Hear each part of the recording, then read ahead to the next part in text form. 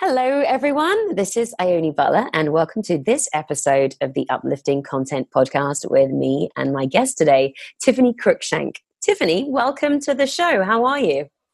I'm good. Thanks for having me. My pleasure. My pleasure. So I like to start these by asking my guests to share something about yourself, like how you got into the work you do, your story, and the work you do, just for a bit of context before we kick off.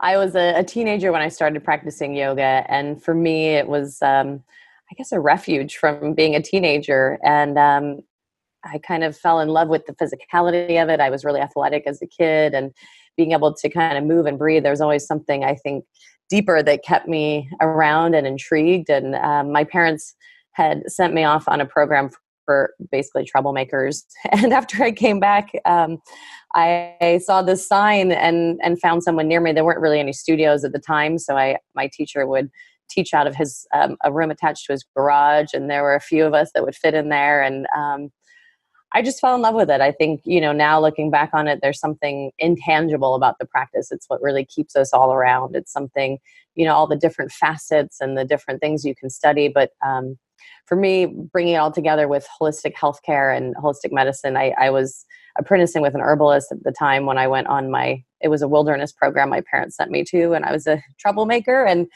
fell in love with holistic medicine and being able to heal with holistic methods. And yoga for me has always really just been a part of that. It's been such an intricate layer of being able to heal from the inside out and the outside in, and being able to look at all the different parts and layers of the person. So wait, you said that you were partnered with a herbalist, or were you sharing a room with a herbalist? What was that you'd said? No, I was 14, so I didn't even drive, but I would apprentice with an herbalist. There was apprentice. Yeah, I studied with him. He would take me out on plant walks, and I remember these pictures of my bedroom when I was 14, all covered in dried herbs and remedies that I would make. And I made all my own, like, shampoo and deodorant and all sorts of crazy things. I love it. And that transformation all came from this camp that they sent you off to for troublemakers. Basically, yeah. What happened at that camp?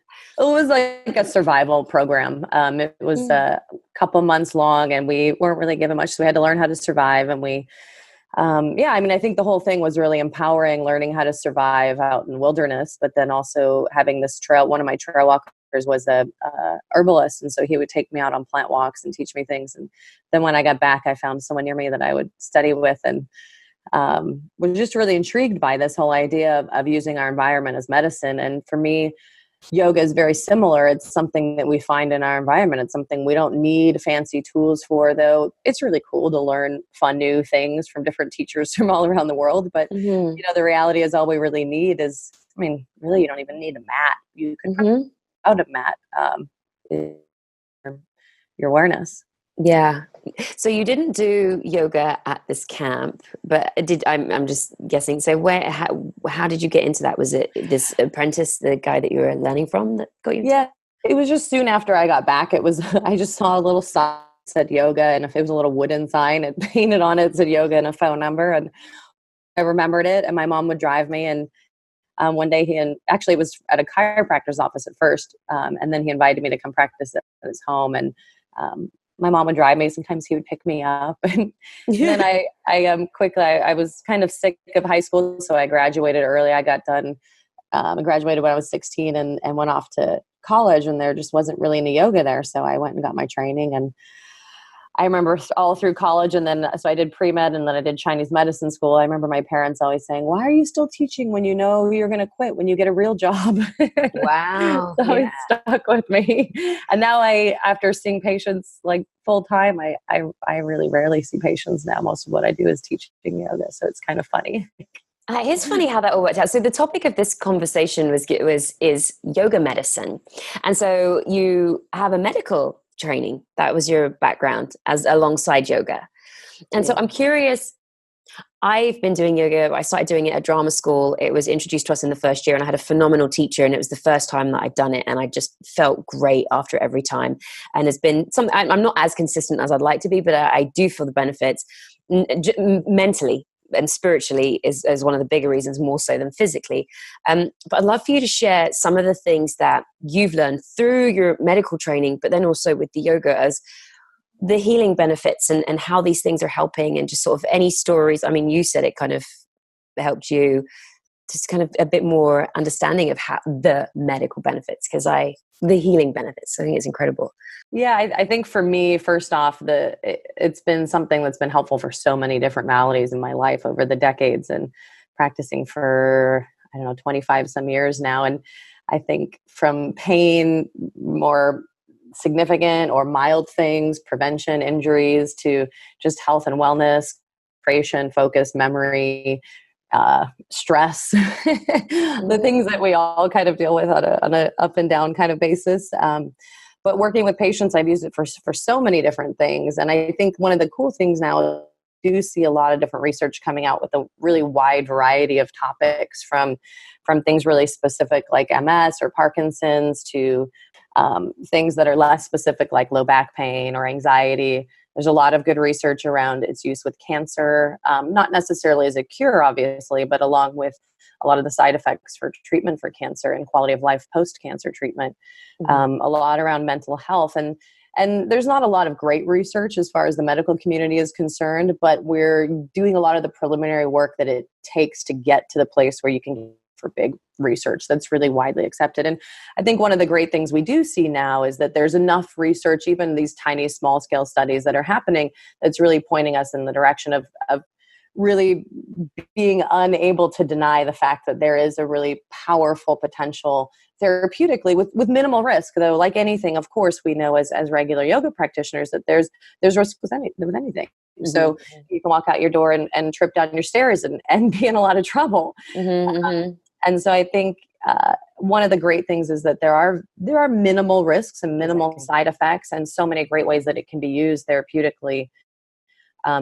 Yeah, I've used it a lot. My specialty has always been sports medicine. So most of what I've used it for is for pain and performance. I have a secondary specialty in fertility. So a lot with women's health and with women trying to get pregnant. And it's just great. I think as a medical provider, it's really nice that I can be able to give my patients just a couple of things that they can do on their own. I think it's hopefully going to maybe become a more essential part of definitely preventative care. Not necessarily that doctors, I think, need to be doing it, because I do think it requires more training than a doctor probably ready to or wanting to commit to.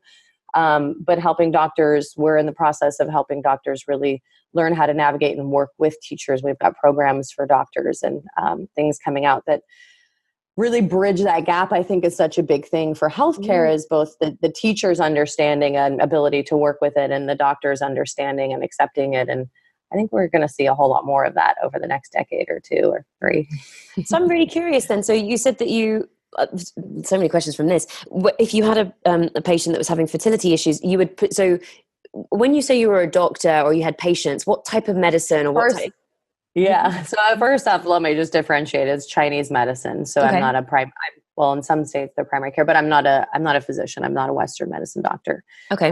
So I did my pre-med, 4 years of Chinese medicine, and then a 2-year specialty in sports medicine and short specialty in women's health and fertility. So I'm doing acupuncture and herbs primarily, and nutrition counseling, and and then lifestyle things, supplements, things like that. So when you if you had like somebody that was coming in with fertility issues, and I'm sure there's sort of all sorts of different things, and it'd be different treatments depending on that. What would be a type of? Is there a specific type of yoga practice that you would advise them to do, or is it just try go and do some yoga? I'm curious. Well, I think it's a great question, because it brings up something I feel really strongly about. I do think that most, like, gentle, as long as they're not above the person's capacity or level, most yoga classes, I think, are therapeutic in some level without being specific. However, when we're using it therapeutically, it's really important that it's really catered to the individual. This is one of my pet peeves in the yoga world, is like, you buy the yoga book and you see, Baddha Konasana for fertility and PMS and all these things, but how? Why? I don't think it's like a cookie cutter approach, which never made sense to me as a teacher or as a healthcare provider, because everyone's so different. So Yeah, I mean, and when you look at women's health, it's really interesting. It's really fascinating because you look at the 4 phases. And so I actually give them different postures for each of the phases of the cycle, depending on whether they're trying to get pregnant or not, or whether they're working with other things. There's a lot of specificity that can be done. And then, there's also a lot of really general things, like we know stress is an issue with everything. So giving them Mm, simple breathing techniques or postures they can do can be an easy.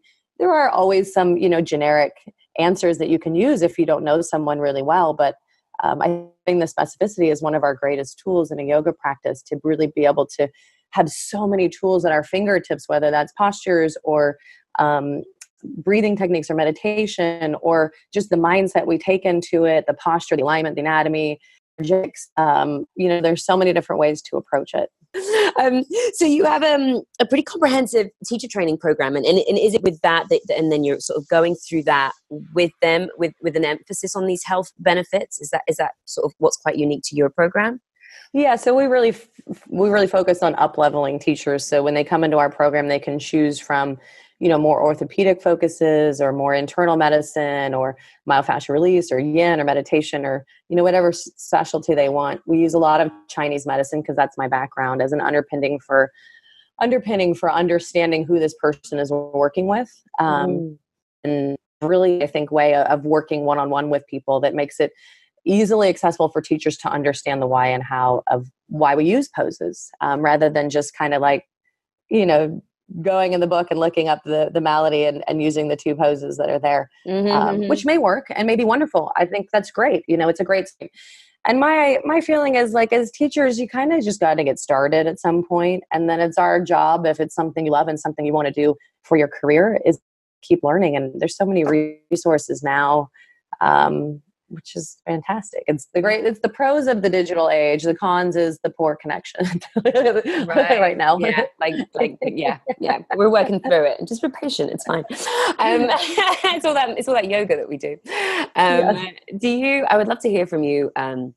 A story where yoga, either from you personally or just from someone that you've worked with, or a teacher that has an experience with a what do you call it? A client? Somebody that you teach yoga to. Is that a client? Yeah. Okay. Student, client. Student. Yeah. Um, any examples of sort of how yoga has really transformed or made a difference or an impact for someone physically, mentally, emotionally? Yeah, I mean, I guess as far as it relates to clients or patients, it really just depends on what you're talking about. I feel like I have a million of them, but I can tell you one as it relates to myself. I mean, for me personally, I used it for, I think probably the most significant thing for me was working through a disc injury. Mm-hmm. And, I see a lot of patients who have disc injuries, especially since my specialty is orthopedics and sports medicine. And so lower back pain is probably the most common thing by far that most medical Yeah. professionals see in their practice. And gosh, I've seen so many. I think disc issues are just notoriously difficult sometimes because they can have a wide variety of presentations, and they can be more serious and significant and take time and really involve our lifestyle and how we move. And so for me, being able to apply the mindfulness of a yoga practice is really, I mean, there's so much we can learn in different physical modalities about movement and how to stabilize the spine and biomechanics and things like that. But I think the mindfulness of a yoga practice is also really what brings it all full circle, to be able to notice these things. I see a lot of patients with disc issues and back issues who then just go through their lives and they're not paying attention to the fact that they're not getting better because they're not moving well. Right. And so, it can be, I think that's one thing that kind of goes through every one of those therapeutic issues, is this ability to bring it full circle in our life. Mindful, such a key, like, it's such a catchphrase now. It's kind of become a little overused and lost a little bit of its meaning. Mindfulness, did you say? Yeah, mindfulness. Mhm. But I think it really is such a huge thing in a lot of the reasons why, physical reasons, and the things we look at. One of the big reasons why yoga is such an essential modality, I think, in the healthcare world, is my ability to bring it full circle, not just to have it as a pill I take or a thing I do with my physical therapist, but to really notice it throughout my life. Because if I can pay attention to something, several times a day versus once a week, we know that that's going to have such a hugely more impactful effect on the body, the nervous system, the organs, the mind. I mean, there's so many things that we see over and over again really require frequency over duration. We kind of get caught on this, like, I'm going to go to this hour and a half yoga class, but if I can just do 10 minutes or 15 or 20, if I can get my student to do that every day, it's That's huge. better. And if I Right. can get them to pay attention to it during their day, notice how you're sitting, and that's fine. I think the beauty of yoga is the non-judgmental attitude of like, hey, we all slouch, we all yell, we all have, these struggles. It's human, but it's our ability to be mindful of them, I think, and to notice how they serve us. So you'd mentioned when you'd had the lower back disc, or you had the disc stuff, and bringing it back full circle, and the mindfulness. Are you saying that the awareness during the practice, or just because a lot of people are unconscious to the things that are going on within their body and not addressing them? I'm kind of just want to get to grips with that idea, because I think it's really important that we get that.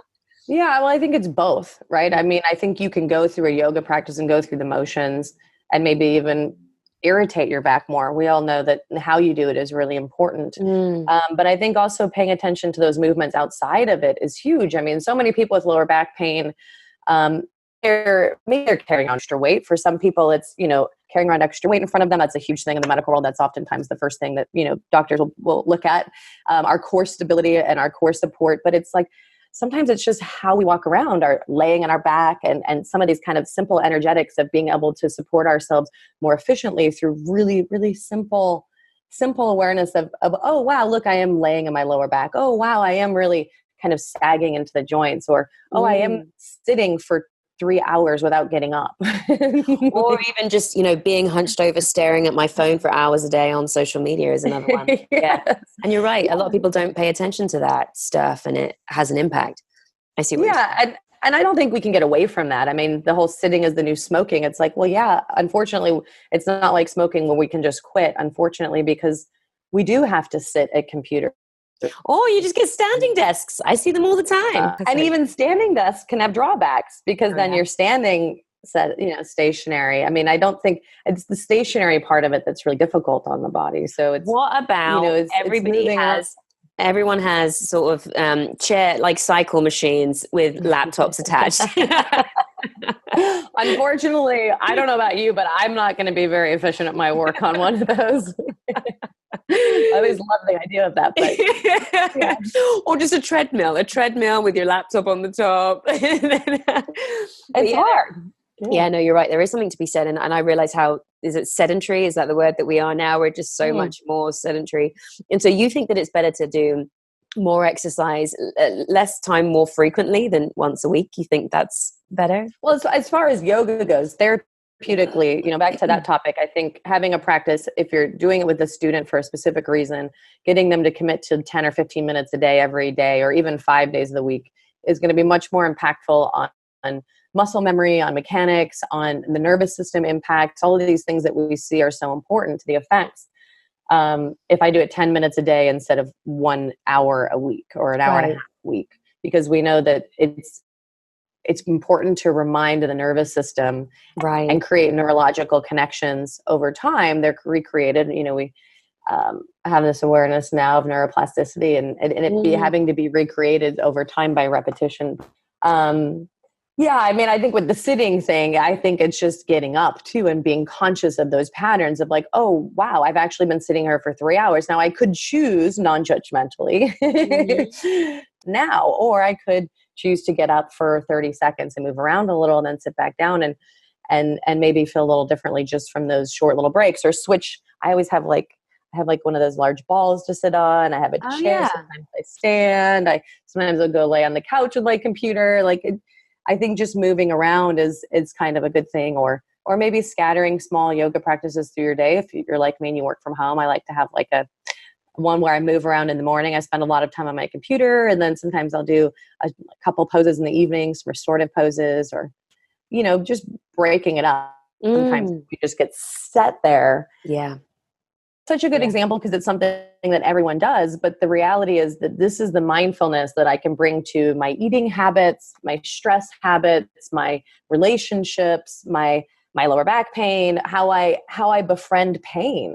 I mean, we now know that pain is like pain, the science behind pain is evolving quickly, really fast right now too. And like what we now know about pain is incredible of like just noticing it as a processing issue too, of noticing how I interpret it and befriend it and notice that pain actually serves a really important purpose rather than being afraid of it. And so I think to me, the link between all of it is the non-judgmental attention that yoga teaches us to bring to these things, to befriend them and mind to them and attend to them without having to push them away, but still also being proactive. I mean, it's something we see a lot in research too, is that one of the biggest side effects often with a yoga practice is the lifestyle changes we make, which weren't necessarily like our purpose when we went into it.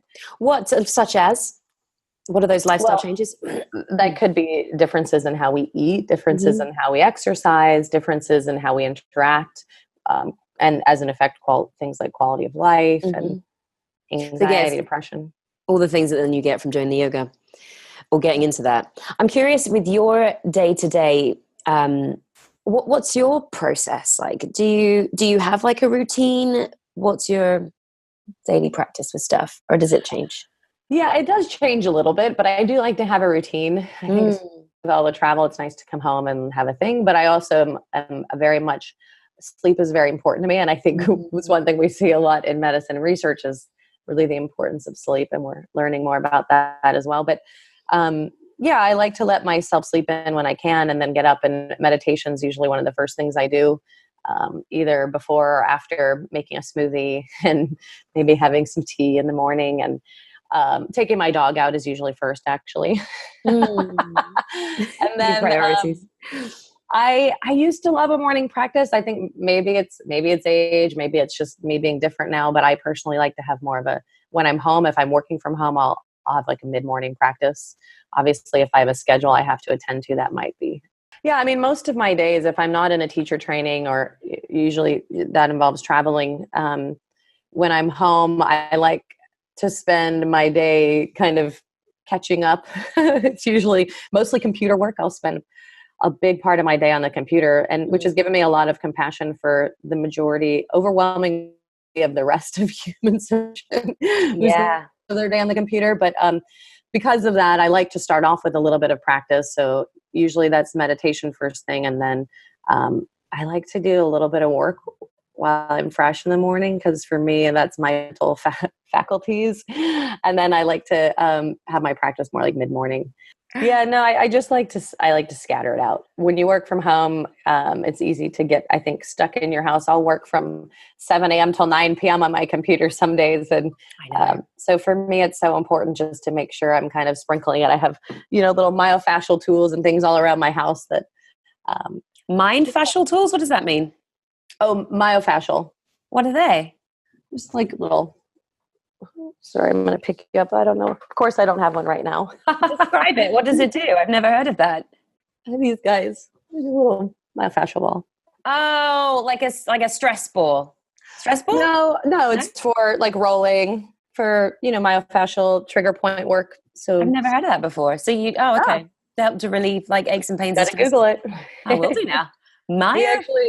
We use this as a part of one of our teacher trainings too. It's a great. Myofascial just means muscles and fascia. So the fascia, I see. Another area of research that's coming about. But I don't know if you heard about the new organ, the interstitium. No, we've got a new organ? Oh, no way. What is it? Mind blown right now. See? The things you learn with the Uplifting Content podcast. You've got another organ. It's very controversial in the fascia because, we've been talking about fascia for a long time. And it's been something in medical school where when we do cadaver dissections, you throw the fascia away. It's kind of, you go to Body World. I'm sorry, what is the fascia? Oh, so I was just saying that, in medical school, when you do a cadaver lab, you throw the fascia away. It's the white fibrous part. It's kind of like the gristle if you're an eater. But like if you go to the anatomy exhibits, like a body, they've taken it all off so you can see the muscle. But what we're learning now is that the fascia is this connective tissue. It's the fibrous tissue around the muscles that connects them. It creates the anatomy trains. Maybe some people are familiar with from Tom Myers.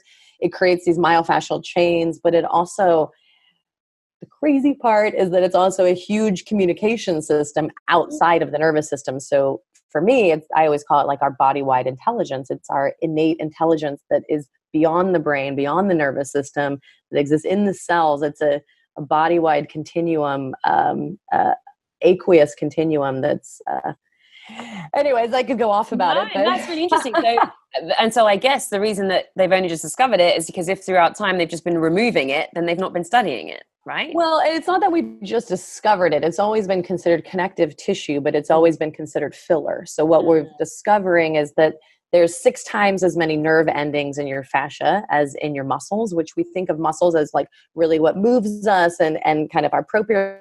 The reality is a lot of it's actually coming from this connective tissue casing that we always thought was just filler, that we always thought it was extra, and we would throw it away and not look at it. And now we're learning that all the organs have this connective as well. And I mean, there's so much research. I love how excited you are about this. It's pretty cool.